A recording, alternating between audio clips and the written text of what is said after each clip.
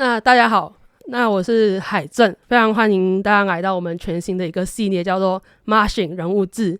那在这个系列呢，我们是会与不同的人物来聊聊他们的故事这样子。那我们今天是第1集，我们就邀请到了海外团体，而且不只是海外团体，还是非常大的海外团体。所以呢，我们今天非常欢迎 CULTURESHOT。Yeah. So 因为这集呢，我们都是马来西亚人。对，所以我们在这边我们会用很多的英文、马来文或甚至是福建话，但如果听不懂的观众或听众没关系，我们后面会再上那个字幕啊。对 ，so sangat gembira lah boleh datang sini untuk interview kamu semua. So first of all, can you all like introduce yourself and share the instrument that you play in this band?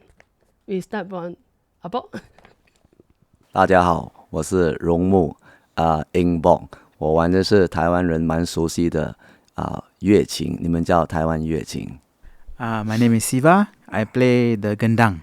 Nama saya Kasiman. Saya bermain rebana. My name is Jermaine. I play Chinese flute, which is called 笛子。我是树琼，我是 King. 我 play gong. It's a Malay instrument and also accordion. 我是彦章。我演奏的乐器是二胡。大家好，我是泽祥，我打敲击乐。Okay, so you all play very special instrument in this very modern era. Everybody play electric guitar, electric bass, and drum. But for me, it was very refreshing in terms of like genre, instrument, and the member of your band, because you are very different from many popular band in Malaysia or Taiwan. So I would like to know who initiated the band, the idea of forming this band. Okay, so I know my friend Clarence always say, don't say so simple lah, but actually the band, how it started, is actually very simple. First, originally there was 4 of us, Engbok, me, Kasiman, and Yenchang. So we were performing for another special dance project, which also required custom kind of music in a way. So we liked what we heard, and we felt like, okay, there's a term that they like to use in Malaysia, which they call Citrawarna. Okay, Citrawarna basically means like the different culture come play together, that kind of thing. But we didn't come together because we wanted to do that kind of band. We came together because our values, we like to play music, we enjoy exploring our culture. And Yenchang and Engbok, they're very cultured people, as you can see. And then, so basically, we learn from each other a lot, like from different cultures. Like I learn about the culture, they learn about my culture. Although I'm playing a Malay instrument, but of course, by interacting together as a band, we learn about each other's culture as well, indirectly. So the band started organically. It was not like, let's do this band. It just built as a band. Okay, so like the other another 3 members was joined later on. Yes, because we wanted to bring it a step higher, and then we felt like we can use more sound sources, different sound qualities. And then that time Sukeng was not around yet. She was studying in the States. And then we had another girl, Rabbi. And then she went to States, and then she came back from States, so we exchanged player lah. And then Clarence also, because he plays the traditional Chinese percussion, so we like that element also. And then Jermaine actually is our most recent member. She joined like last year end. So because we wanted more melodic instruments as well. So how many years has your band been forming? Interesting question. This year actually marks our 10th year. We've been as CULTURESHOT for 10 years already, since 2014. 2014. Yeah, 2014. Oh, it was a very long time. We also didn't realize. Suddenly we were having a rehearsal the other day, and we were like, how long already? 2014, 10 years already. Oh, so can I know who is the main who arranged the composition in this group? Composition wise, I won't say there is a main. Basically, each of us will contribute different material lah. So, but most of the time it's this guy here, because he sings. So, and then we decide, like me and Suking, we have training from USM under Prof Tan, because she's the one who introduced us to this kind of music in the first place. So we try to, most of our songs are actually traditional songs, folk songs, Malaysian folk songs that we rearrange. Though when we rearrange, because of different people's different expertise, they can contribute. So that's how I say there's no one person who does the arrangement. Talk about folk song. So I saw the Spotify list of your music. Mostly is about the folk song of like Penang and the song of like Terengganu. So I would like to know, is there any connection with the Brits that make you to play the folk song instead like modern tunes? Not really. Because we like the melody, especially like the Terengganu one, we like the Ule. I think you're talking about Ule Mayang, right? So we like the melody. It's a very haunting melody, and then the story behind it also is quite interesting. It's an interaction of two schools, I would say, because like me, Yen Zhang, probably Clarence, we come from different school. How would we put it? We start from the background of so-called Chinese local compositions. If you ever heard about it, is so-called 本地创作. I think 3 of us, whereas the rest of 3, the rest of 2, they are coming from USM, and it's a different background. So the Ulit Mayang was introduced by Siva when we start made up. You see, when we start try to make a group of music, and we bring in like Galopin Ekwa, and Siva introduced Ulit Mayang, and that's how the different culture we start to interchange. So you are not from Penang or all from Penang? Yeah, except him lah. But he's now Penangan also lah. Yeah. Because his wife is from Penang, so basically he's been how long? Berapa lama? Berapa lama kat Penang? 13 tahun. 13 years in Penang, so he Penang already lah. But this one also Penang already. Then I guess the rest is Penang. full Penang lah. Yeah. Same school, actually, we're same school. These same Three of school. us, same Secondary school. school. Secondary school, the same school. So back to the composition, because you play very various culture of instrument, like because it's not from the same Western or Chinese instrument. It was like Malay, Indian, Chinese instrument. Is there any challenges for arranging?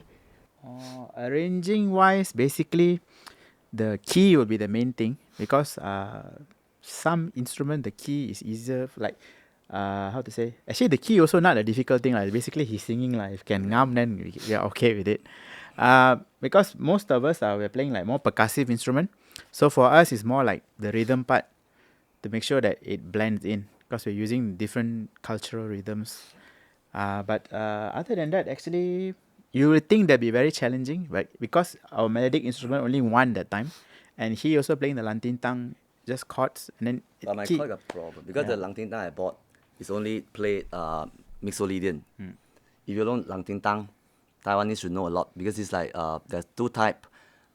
There's one type is a traditional type, where the 7 is flat. I'm not sure you know about this. About music theory, right? Yeah, because the how I start to play this langtintang or Taiwan Yueqing is I overheard in my memories of Penang Ice. It's called Chen Tong Tong, where he played langtintang on street, and that's how we want to bring back the Penang flavor, and that's how I go and source for a langtintang, and I get my friend to bought for me from Taiwan, and apparently there are 2 langtintang or yueqing at Taiwan. One is so-called what is it the complete, you got complete notes, full scale, and the traditional one is a Mixolydian scale, and I the one I obtained is a traditional, because he do call me, say which one you want. Yeah, I want the authentic one, I want the traditional one, and that's how I suffer it from, because it's not a full scale. some notes I can't play, and only certain key I can play. For instance, mainly I play at G minor, D minor. Then I have the most I can go a bit harder is F. So other than that, I'll have difficulty in blend in. Yeah. So that's why we have Jermaine. She can help to fill up the gaps. 之前的问题就是有被解决这样子。Not really. And there's a debate always goes on because of the limitations of the 乐琴. Personally, certain song, I think it hard to present it in CULTURESHOT.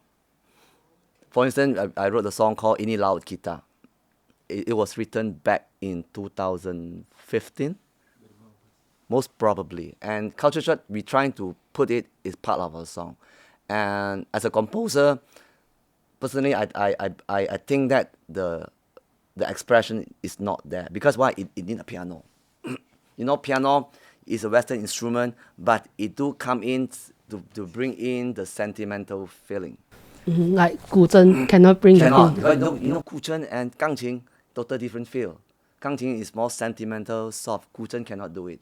And same go with guitars and 朗听 and 乐琴. It's a total different feel. So,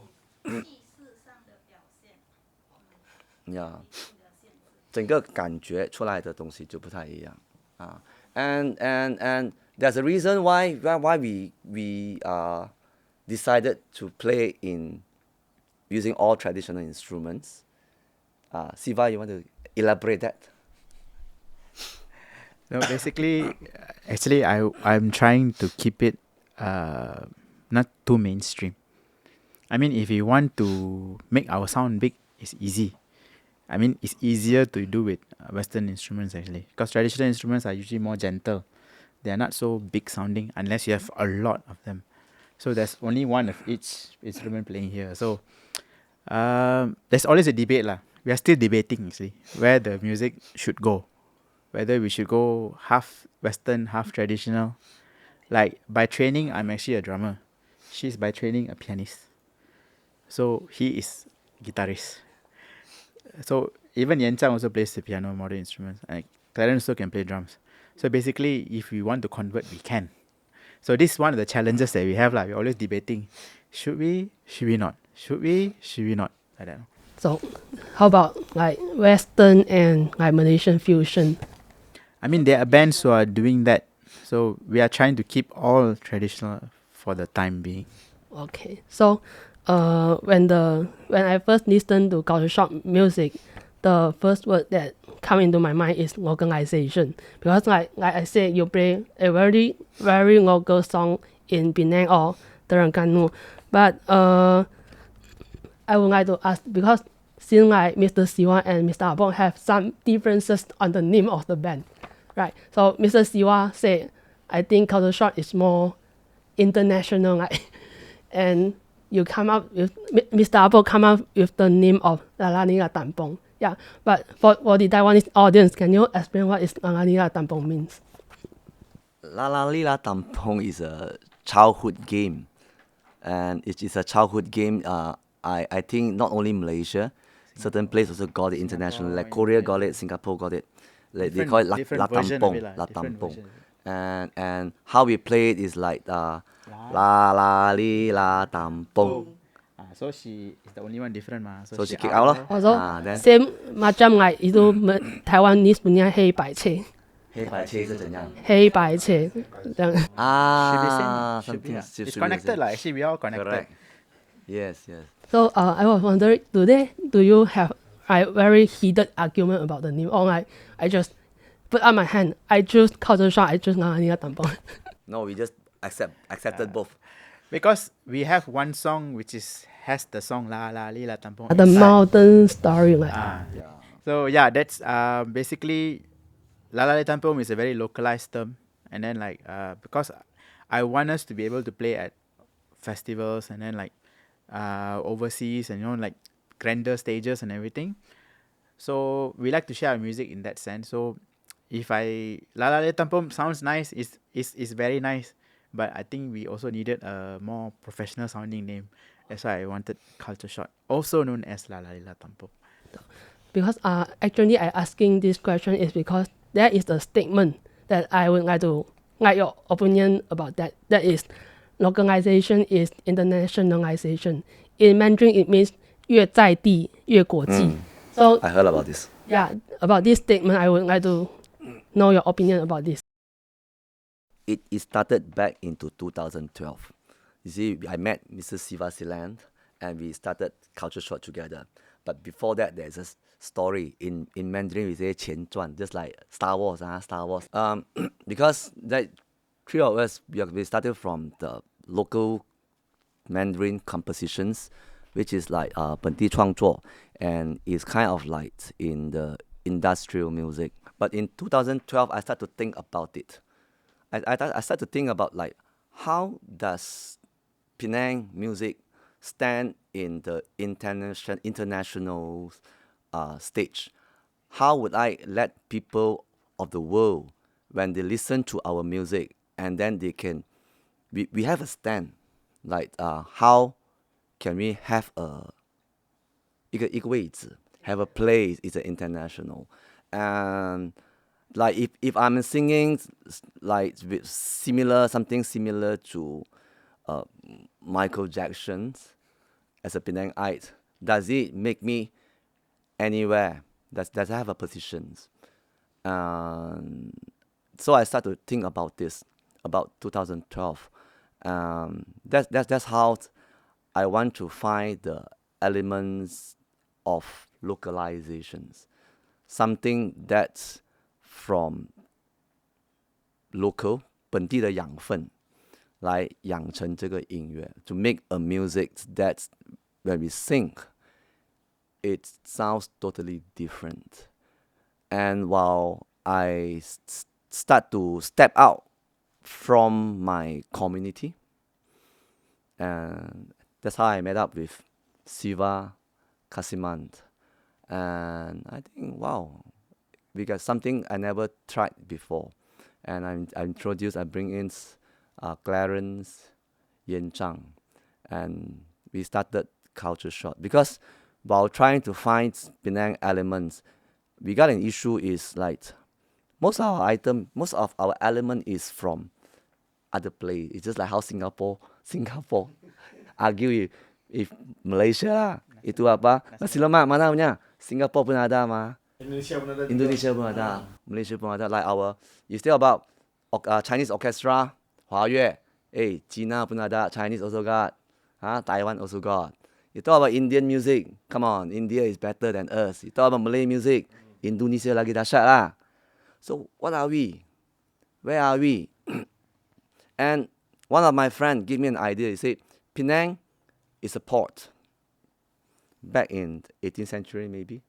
And our specialties is 文化交汇, blend in. Then that was the thinking. And this is what happened in our day life. Like if you walk into the Chauresta market, you walk to kita semua, the culture is already been blended. Local we know.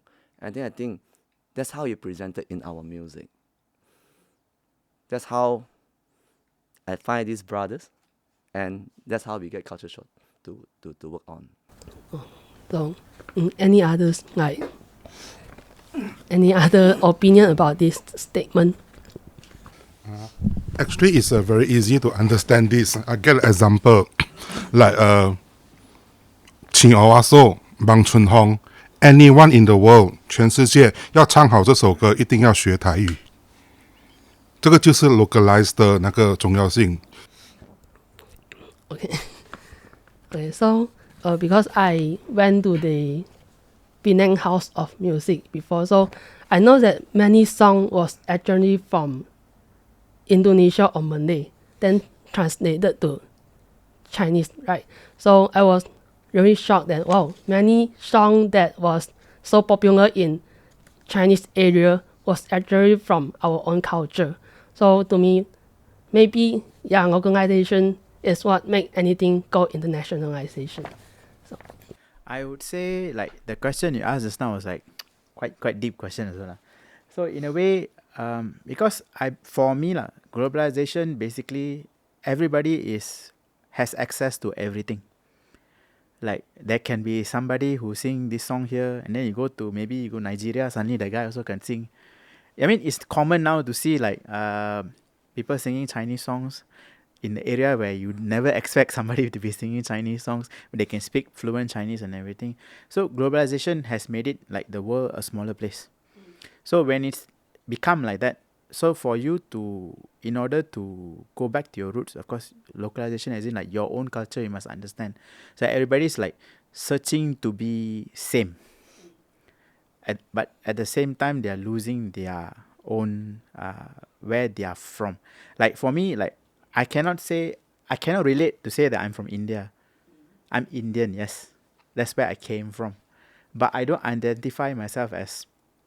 So it becomes complicated, you know. It's like, what is my localization? Here, no? In Penang. My localization is here. This is my localization. So, like, for me, like, we never grow up thinking, like, oh, I'm from here, I cannot play, you know. I mean, like, westernization, yes, is good because it's connecting everybody together. But at the same time, localization also does not mean your own culture only. It means from where you're from, like, as you said. I mean, like, your suggestions from where you're from. So, this is my localization. So, this is like a repackaging in order to stand out in a Western front. Because, like, where we have a lot of people who can... So much information available for everybody to copy each other, you know. So for you to stand out in the international stage, of course, will be to bring your own brand, which is CULTURESHOT for me lah. So because me personally, I would like to like 认识一些 like orang asli punya music lah. Tapi bagi saya tak paham apa mereka nyanyi. So this is like making a challenge for me to understanding other cultures. So, do you think there is any way that we can break the wall to make a lot more people to understand our own local culture? Well, about this, I do have a thought. 我有一个看法。你有没有听过音乐无界限？对，音乐是无界限的。为什么你在听别的国家唱的那一些民谣，或者是他们的土族语言的音乐的时候，有一些听起来的确是非常的舒服，不懂他在唱什么，就是非常的舒服，是可以 touch 到我们的心灵。因为音乐其实是让我们抒发情感、疗愈和记载一些回忆的旋律。在某一世界的哪一个角落，我觉得音乐都是有这一个 function 功能。所以说，这一个的确不是主要的挑战。Okay, let's put it this way. When he's singing in Chinese, you don't understand. I don't really understand. But we still enjoy it. Because I think that's the beauty about music. Because you don't have to understand to feel something. Sometimes it's just how the music through your ears. Language is language. Of course, if you understand the language, then you will be sometimes be more meaningful, and so on and so forth. But in terms of musicality, because I always listen to it in terms of vocal line is a melody. Of course, if you understand, you know, sometimes a beautiful poem or something like that, you know, the words carry different weight. But I think what we're trying to do is to make music a bit more accessible. Like traditional music, as you rephrase, to make traditional music a bit more accessible. So like language is not really a barrier. Like he sings in Hokkien, he sings in Mandarin. 我们不会. But we just enjoy playing it still. I mean, we still know what we are doing. We still enjoy playing it. We still enjoy interacting. We'll sing along although we don't understand. I mean, why we can go do this with K-pop songs? People can sing along with K-pop. They don't understand K-pop. They cannot talk, right? But they still sing along because it's cool, popular. So that's why we're trying to make like these traditional folk songs cool again. Something trending. Something in, basically. We want it to be an in thing so people try to at least find out more about it. Simple as that. Yeah. So because like in the beginning of the interview, I say that your band member are very multiracial, like got Chinese, Indian, Malay. So for me as a Malaysian, I see this as a symbol of what one Malaysia should look like. Yeah, the symbol of harmony that different races can doing the same thing together. But in one of the Facebook posts, you say that CULTURESHOT is not an icon of Berbadan. So I would like to know about the reason behind this statement. Okay, so basically, yeah, because as I was saying, as I was talking to you just now, basically the band, it became organically like this. No, we never choose must have Indian guy, must have Malay one, must have Chinese one. No, because I don't identify. Look at people like, oh, this Chinese.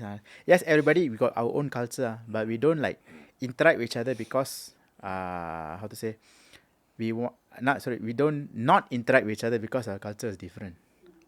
So basically, growing up, we never think about Chinese, Malay. No, it's adults put this idea into our brain one, and we grow up, we also become like that, lor. So that's what I meant. I said like this band became like this by chance, organically. It's not we die must have Chinese, must have Indian, must have Malay one. But we enjoy each other's company. We like the culture that we bring. We learn so much about different culture through this. Although I know my friends say that I'm not as Indian as I should be lah. Yeah, like go to your house can bring Chinese. No, I say I need to learn more about my own culture actually. Because I'm more familiar with Chinese culture and Malay culture than my own culture. Which is weird lah, because my friends were mostly Malay and Chinese. I don't have Indian friends, only very few only. So that's why I say it's about how I don't identify, like I don't think of myself, I Indian, I must only do this, I can only do this. No, I just said Malaysian, no, as one. Yeah, I agree. So from my own observation, I think that in Malaysia there are limited opportunities for the band to perform in any event. Because since I was a kid, I saw a lot of event organizers that prefer like school orchestra or maybe some internet influencer to have the performance on the event. So do you think that there is any like challenges in the Malaysia for the band? So since I'm also in the performing scene, the reason is they will want to hire those who sell. What sells? So if like popular music sell, it's a business ma. They want to make money ma. So they have to put the popular one ma. So that's why we always play usually like for festivals, something more to cultural side of things. We are not mainstream. Definitely we are not mainstream la. But I mean you cannot blame. That's as I said, westernization is like that already ma. The people. So we try to make things cool again lah. But you see, if I say I very like okay, well one leng chai then a few leng loy, that's it. Not enough to influence people to keep watching us. So it can't be helped lah. It can't be helped. This is the reality of it. Because in Taiwan, I saw the change. A lot of like government activity, they started to invite many like indie bands to the performance. So I think that in Malaysia, I think bands have not so much of opportunities to perform in like more formal places. Formal, yes, they do. But again, formal, they'll go back to the formula of Chitra Warna. They have that very traditional Malay dance, very traditional Indian dance, very traditional Chinese dance, like that. But in Penang, I think for government events, sometimes they ask us. God, there is sometimes. But mostly because they know that's the safe choice ma. Because the people organizing, they are not doing it, okay, I want to showcase the culture. No, they are doing it because somebody told them, okay, we're doing this function. We need to have this. Okay, I go find. Then they find whatever, cukup, okay, done. Candy. That's how it works. And then, of course, budgeting also. They usually find whoever is cheaper, less people, then they take first. I mean, it's a give and take thing. You cannot force people to accept also. We also don't want to bring ourselves down to like, okay, we just play for free also can. Cannot also. But do you think that there is still any negative thought about people who play in band? Because I think in 10 years, 20 years ago, a lot of people say you play band or you go to the music festival, you are an extremist, you know. I'm not gonna lie, because in Taiwan, the people, including me, who go to the music festival, the government say we are extremists and very unpolite, you know. So I was thinking, if Malaysia still has this negative thought about band? I think we can let the older gentlemen all answer first, because they've been here longer in the scene. We have not been that long yet. I think Taiwan had different. We have been holding. We had a concert, I think the month of December, with Taiwan band Tapangni Chu Tan. They came to Penang and we had a concert. Apart from that, we also have forum. 我们有讲座会 and we have been have interaction about this, and we have talked about this because I think because we talk on not only the music, we can see how the Taiwan government supported the native 原住民 and how the Taiwan government push dialect like Hakka and Taiyu, and how Taiwan government, as you mentioned just now, support independent music. And we have a discussion about this. Is this a self-awareness of Taiwan government, or is it because it push of the people? What I can understand is it's not like government, you know, when government, when they do things, it's different from Malaysia, where is Taiwanese is very pushy. They will push the government in an aggressive way if they think this is their rights. And I can see from since early 2000, the 角头音乐, all the early independent musicians, how they work on the scene, and including the 原住民, how they work so that they obtain their rights. And I can understand what you say that, wow, these people they're all activists, they are all aggressive. But I believe that's how they push until the government accepted them, start to have policy to support and start to understand that how this music and help in the culture. In Malaysia, we are facing the same problem. The government not really that appreciates arts until the extent when the new government was born. If you're aware, there's no minister of arts. It was missed out. It only have the minister of tourism until all the art scene make noise. And how come there's no minister of arts, and only that they announce him as a minister of arts and tourism? And Malaysian, we are kind of polite. I'll put it in a way. We are kind of polite. We do not fight for things. We will just accept it and think and how we suffer until now lah. The scene never grown. If you think in the year, we have some great music throughout all these years. If you think like early 2000, how Taiwan industry grow, and Malaysian, we have some good music. We got Zan Abidin, we got Sheila Majid. If you're in this scene, we got all the independent band. Bang Fei is later. But we were not able to push until we moved the government. And the new generation of Taiwan independent musicians, I've spoken to one of them. The new generation, they're actually enjoying the result, 成果，前辈们所努力的成果。They have all the grants. The Taiwan government keep throwing grants for them to make music, for them to go out of Taiwan to tour, for them to help the festival, and even like the music awards, how they value the music is totally different. The value they put inside. And they even hire an independent musician to become the chairman of the awards.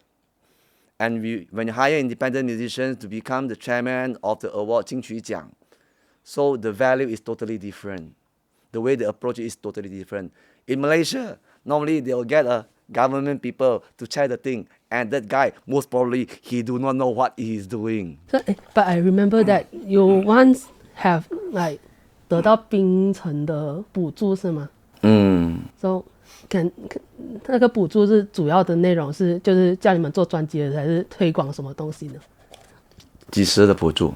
我记得你们好像是有得到槟城的一个槟城的。I think happened Cendana 的时候。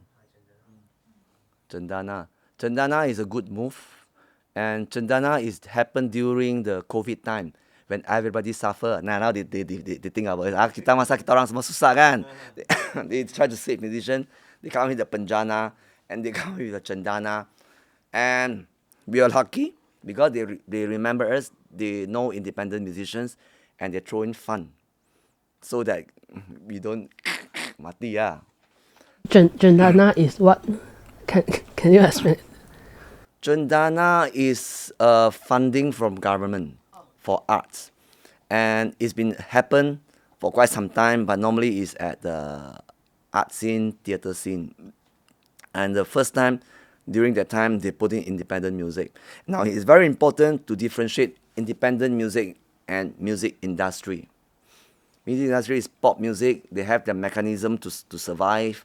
They are bigger, but independent musicians like us, we are all like local boy, and we don't have a system. We don't to grow us, and that's the time Cendana come in and give a lot of funds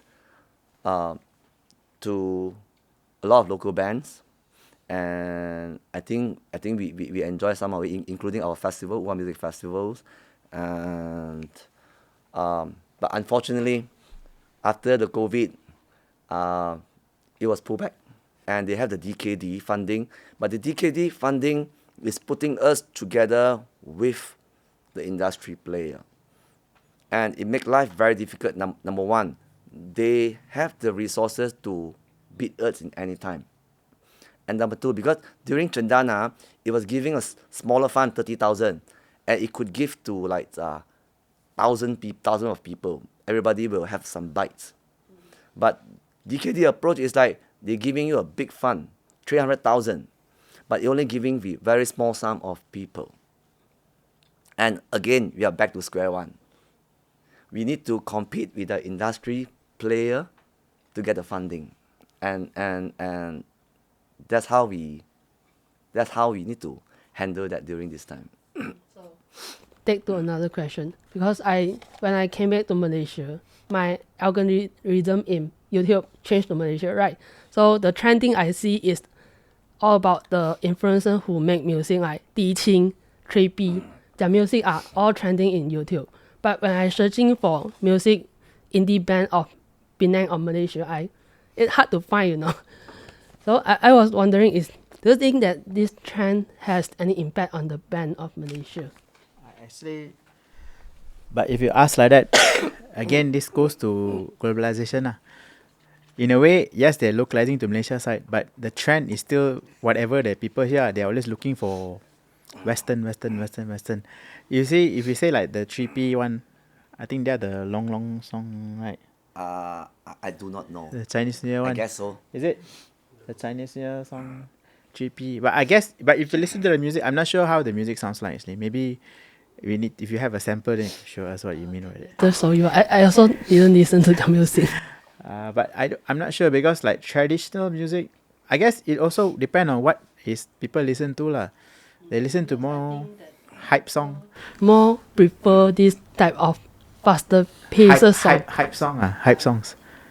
People cannot like be 定下心理来听音乐，like slow down your footstep and listen to a slow music. It's like very loop based kind of music or something like that. It's like very strong, heavy bass, that kind of maybe that kind of music is what appeals now, so that's what is being pushed forward lah. Okay, so last question. We coming to the last question. So I know that making money might not be the primary goal of CULTURESHOT, right? It's to mostly like push or send a message to tell people that we from different races or culture can like creating a music together or moving a goal together. So have you ever considered to like collaborating with a influencer to like promote your music and attract a larger audience? What do you think? Personally, I never think of it. Okay, he never think about it.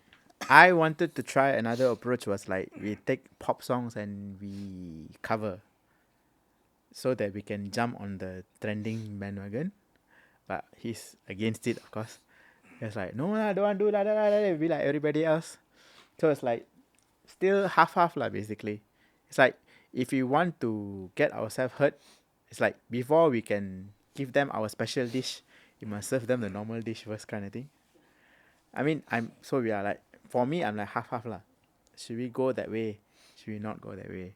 跟KOL 或网红合作，它不一定是要说我去迎合所谓的西方音乐或主流音乐，而是说可能我找一个很有知名度的人来我的乐团客串，这样子就是吸引他们的观众来看我们这样子。Basically, just get in with the key opinion leader, whoever to come, like just show up there, then like so that we jump on their audience kind of thing. Actually, never thought about that also.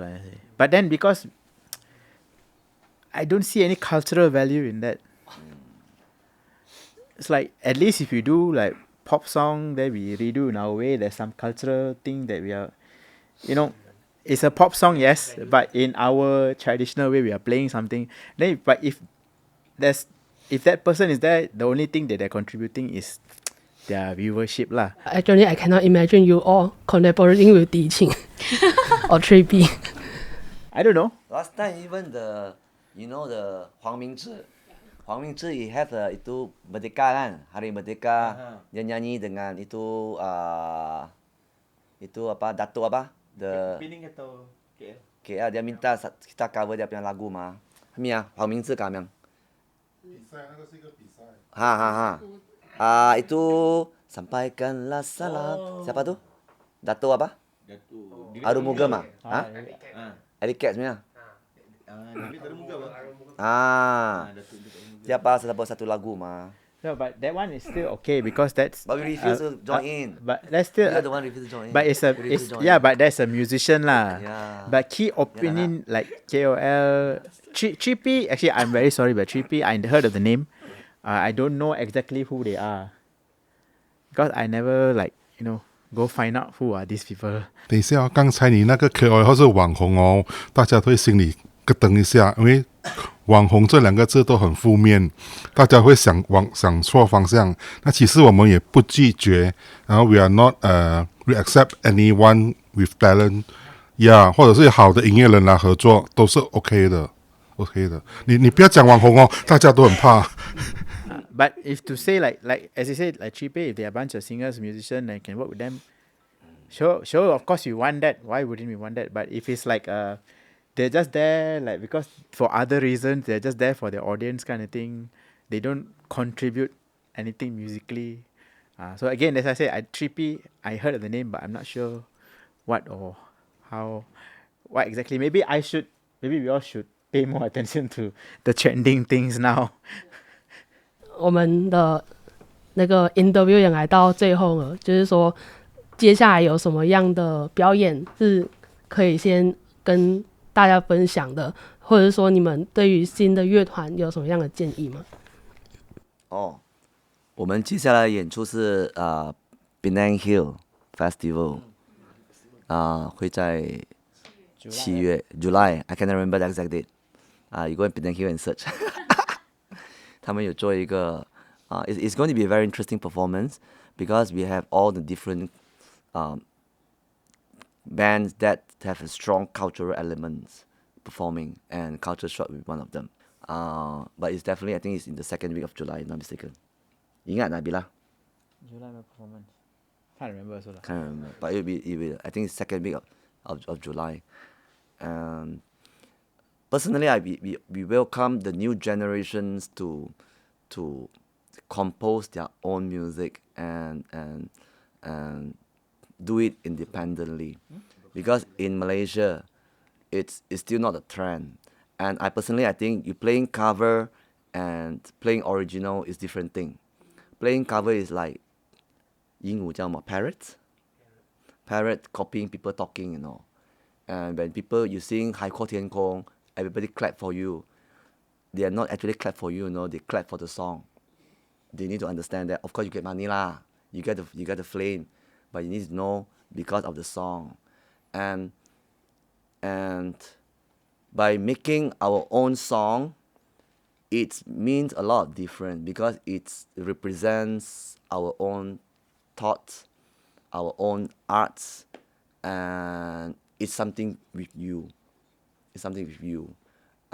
We need to have this culture so that we can have a stronger scene.